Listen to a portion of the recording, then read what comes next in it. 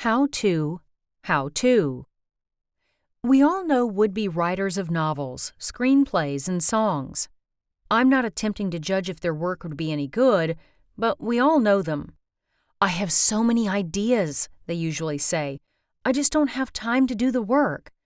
Or perhaps they've written an outline, jotted some notes, or even completed a chapter or verse. "But I just don't know how to finish."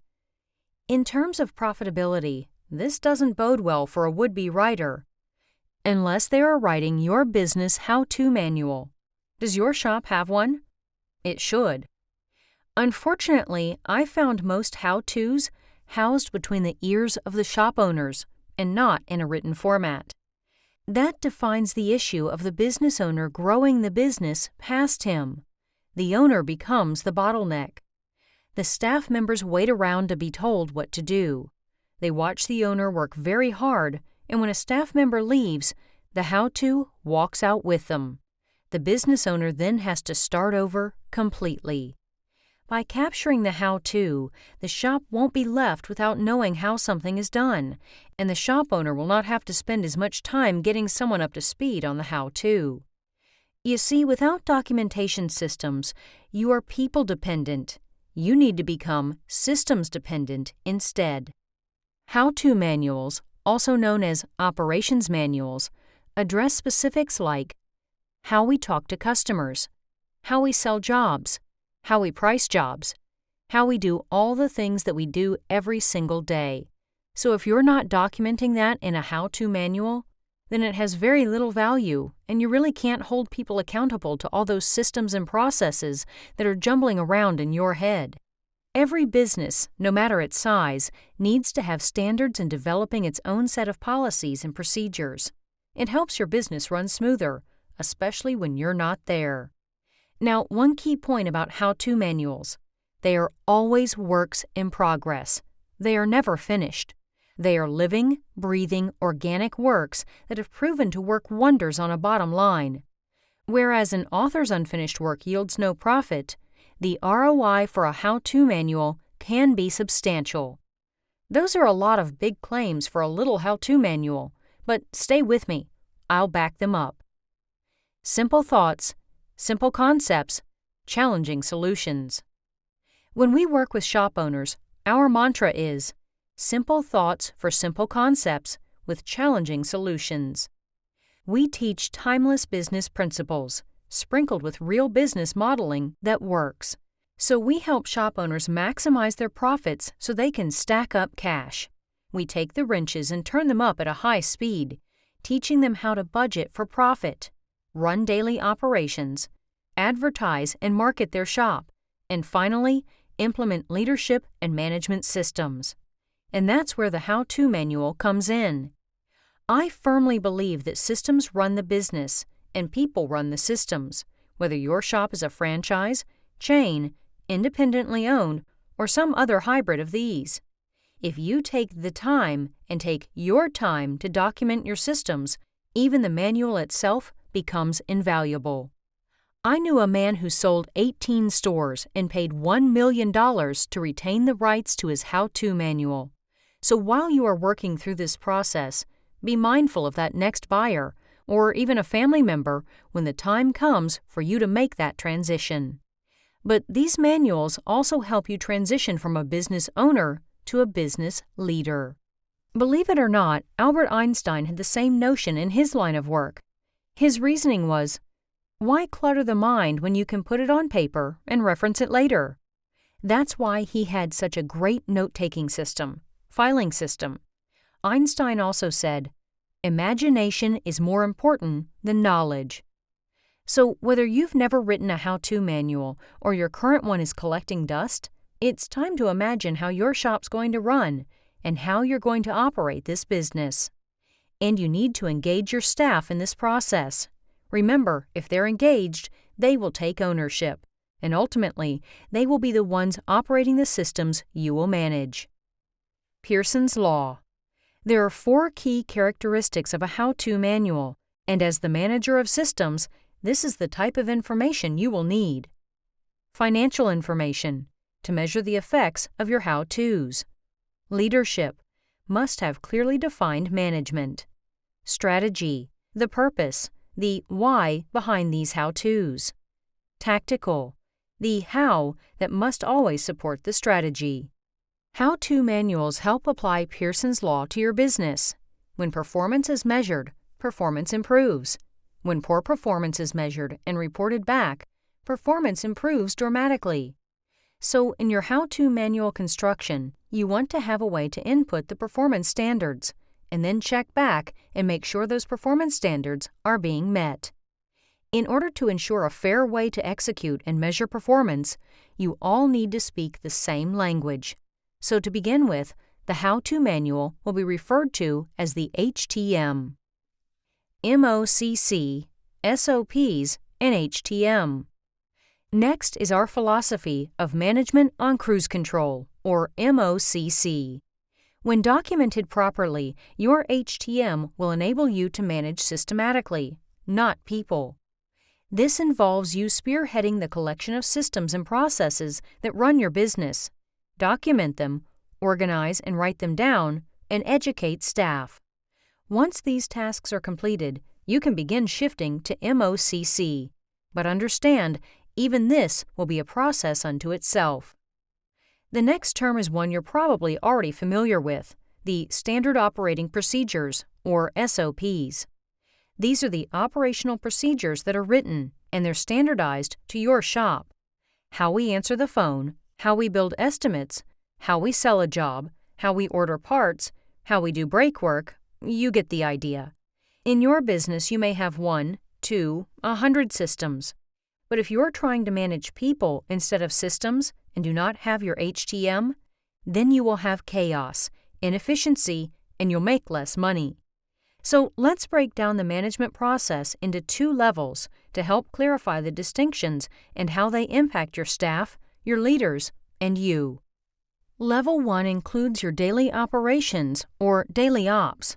Basically, whatever happens from the moment you receive the key from the customer until the time it is returned should all be governed by the action steps you've adopted for your daily ops. It's the tactical side of doing business. If everyone, including you, remains at this level without documented systems, there will be missed opportunities.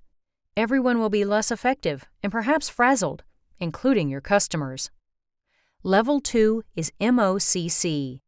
That's when your HTM documents how your daily ops are to be executed, even when the HTM is under construction.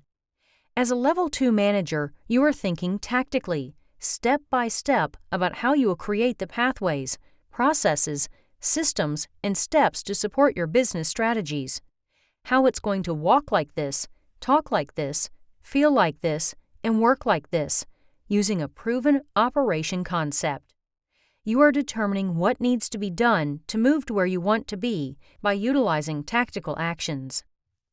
Level 2 involves a phrase that most of us have heard, working on the business. Sounds very official, doesn't it? But do you know how that's done? By not slipping back into the vortex of the daily operations, saying no to the tactical action side of your business. Level 1. What? At Level 2, you are writing and packaging the HTM based on what you've observed, what you visualize, and what your reality is. Again, by creating and constructing your HTM, you are documenting how your shop's tactical approach will support your directional vision. If you are going to build a house, you would have to have a blueprint to build that house. If you were going to fly an airplane from Detroit to Los Angeles, you would have to have a flight plan. The same rule applies when you're trying to run a business. So while you return to Level 1, as a manager, you should not remain there. The only way to accomplish this will be with a well-organized, well-written HTM. Otherwise, you will be bombarded with, "What should I do? What should I do?" They're waiting for you to tell them what to do, and in your frustration, you may wind up doing it yourself. Time lost is inefficient. Inefficiency means less profit. Level 2 also involves 4 eyes looking at your HTM, yours and your staff's. Even if you have several on staff, the HTM must be upheld at the individual level. At that point, you are no longer managing people. You are managing systems, and each staff member is responsible for knowing and executing them. It seems ironic, but when people know the rules, they can relax and play the game. So if you keep finding yourself frustrated with your technician or your service advisors, it's more than likely because you haven't written your HTM. I often hear, "But we're a small shop. There are only 3 of us, so we really don't need something like that." Actually, if you're a small shop, you're in a great position to build your HTM because as you grow, and you will grow, because your HTMs have a direct effect on profit, you will already have your basic systems in place. New staff will know your expectations and can be trained more efficiently. The HTM also creates a presence when you're not present. Everyone knows what to do because you trained, wrote, and documented everything you want done, and therefore they are accountable. That's how a shop owner manages multiple operations successfully. I do want to clarify one point before we leave these levels of operation. There is a difference between managing people versus systems, called managing on cruise control. Level 1 is tactical, while Level 2 is strategic and tactical. As the shop owner, there will be days you get caught in the vortex of Level 1. It happens. And if you're stuck, you need to work in that level for a period of time. But in order to make your business into what you want it to be, you will want to reside in Level 2 more often. While you can't ignore Level 1, you can arrive at a turning point where it is running systemically. That is the difference between managing people versus systems. How HTMs affect ROI. Now, I promised early on to prove the direct relationship between HTMs and return on investment, ROI. Whereas I referenced the budding novelist or songwriter in the beginning of this chapter, I also understand that for some of you, writing is a certain form of torture. So not only am I asking you to take time out from an oil change or battery install, I'm asking you to use that time to do something you absolutely despise and something that seemingly doesn't put money into your bank account. So how do you calculate the operations manual ROI? I will answer that by asking you 5 questions. How are you protecting your business from everyday chaos? We have already touched on the benefits of an HTM with regard to your daily ops. How do you decrease the cost of training? An HTM has the systems written and documented. The reduction in cost of training, then, is immediate. How do you promote a service culture that is, yes, and SOS-centered? You write it down, and then you translate that vision and the operations into a better culture for the customer. Do your employees reflect your company culture? The HTM sets that, and the ROI will reflect that. An HTM reduces turnover because you are defining clear expectations. If an HTM reduces training costs and clearly defines expectation, it can also reduce your turnover costs to about $2,500 per staff member, a far cry from the typical cost of 10 to 30% of the employee's annual salary. Who is in control of your business concept? Your HTM identifies the concept which creates the image of your business in the customer's mind and helps you manage and operate within your concept, not someone else's, not anyone else's. If any question regarding your concept arises, the HTM will have the answer. Look back at these 5 questions. With an HTM, your staff can grow with confidence. In most cases, they can handle Level 1 without having to check with the boss. They know what steps and phrases to use that describe your concept. They know the processes to underscore your business reputation, and they will handle customers efficiently and with care. They are comfortable at work, which means they will remain with you longer. They know what's expected, and they know the parameters for achievement and promotion. As they grow, your business will follow. Getting started. Since there is no exact formula for drafting an operations manual, where do you begin? The answer is cliché, but it applies here. The same way you eat an elephant, one bite at a time. Start with your company's directional vision statement, then move to the products and services and how they marry with the goals and values. Mentally and even physically walk through your day. Jot notes. Observe every detail of how your shop gets through the day. Consider the long-term effects of your daily operations. Ask yourself some questions. Here's a starter list. How do you want customers greeted when they come through the front door? How do you like vendors treated and greeted? How do you keep an extra set of keys in the storage room? Consider your market and how your business will navigate and compete for that market share. Think through, here's where we are, and here's where I want us to be, on each and every process. At this stage, you are formulating your thinking. Next, you strategically commit to taking action and ultimately creating a manual that maps out exactly how things get done in your automotive repair shop. That way, when a frustration or concern surfaces, you can then refer back to it.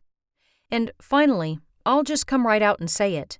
To accomplish this in full, you're going to go shopping. First, buy a 3-ring, 3-inch thick binder. This will ultimately contain the written portion of your how-to manual.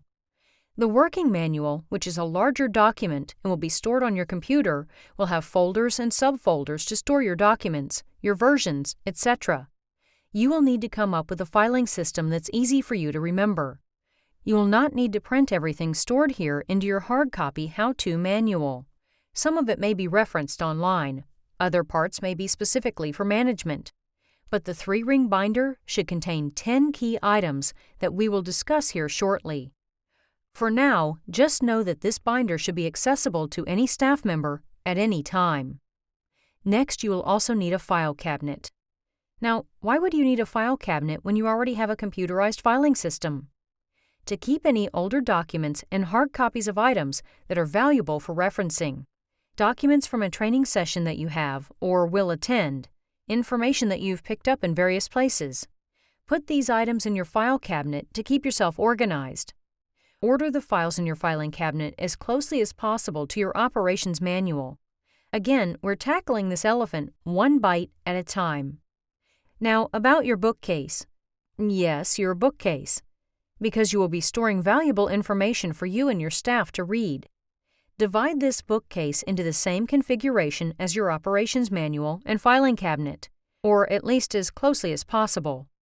This may mean one section per shelf, or you might have to separate sections using bookends, much like the library does. Books, larger pieces that won't fit in the file cabinet, and other published works should be located in the bookcase. You're still in action mode, so select 10 key systems and commit to create them. Once you start this action, it will become a habit, but for now, just make the commitment. Remember, one bite at a time. For example, you have 3 major pathways customers come to you: an oil change pathway, a broken car pathway, and a return pathway. You'll need to document processes, systems, and steps for each one. And it's not time to craft the actual pathway, processes, system, and steps. For now, it's enough to determine that you need one. Engage your team. Now that you've had time to organize your thoughts, it's time to engage your team. You have already determined what needs to be done. Now it's time to figure out how. Get a pad of giant self-adhesive pages, sticky notes, and brainstorm collectively. And write down on the sticky pads, not putting these systems in any certain order. Place the pages on the wall, writing down ideas. Then take a step back and determine as a team what the order of those pages should be. This will be the order of how you will get this accomplished. As the business owner, commit to a specific timeline. Maybe you'll build one system per week, per month, every 10 days. The timeline is up to you, but commit to it. These systems will ultimately run your business. This is what you'll eventually print out, and this is what any staff member at any time should be able to reference without your prompting. Now print out only those 10 key systems, the ones you identified, the ones your team helped draft and prioritize. Again, these will be the systems that will run your business. Place them in your 3-ring binder, and then put the binder in a highly visible, accessible location, somewhere fairly central to your general manager, service advisors, and technicians.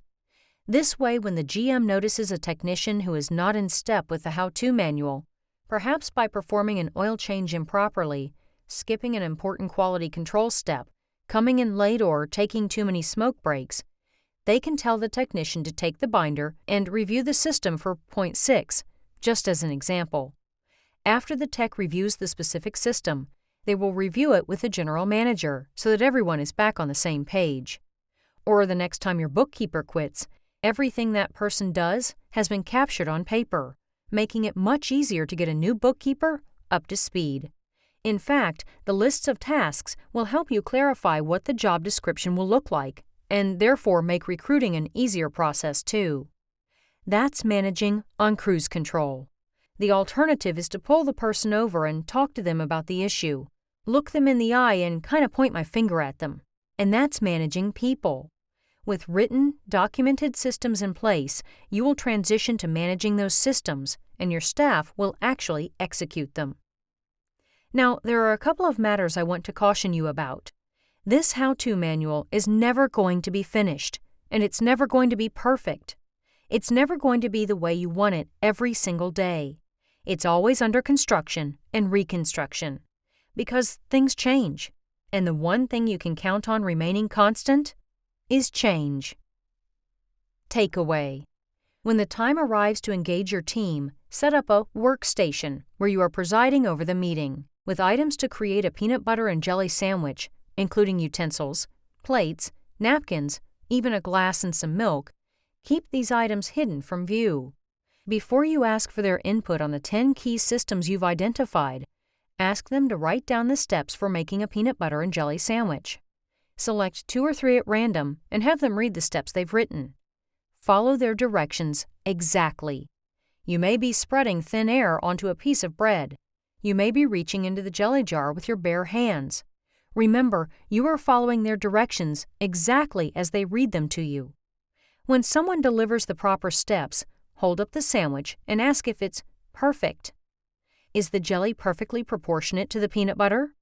Are both bread slices exactly the same? What if someone wanted a different type of jelly or a specific brand of peanut butter? Reinforce that your how-to manual will be the same way. You will make every effort to get it right and keep it right, but it will never be final or perfect. And it will always be a work in progress. This will help them see the sorts of details necessary to crafting the how-to manual, and not fear or think they have failed when it is tweaked. The idea is that, in theory, a person could walk in off the street and understand the steps necessary for any system. Gary's Golden Nuggets. Every business, no matter its size, needs to have standards in developing its own set of pathways, processes, systems, and steps. It helps your business run smoother, especially when you're not there. How-to manuals are always works in progress. They are never finished. They are living, breathing, organic works that have proven to work wonders on a bottom line. Systems run the business, and people run the systems.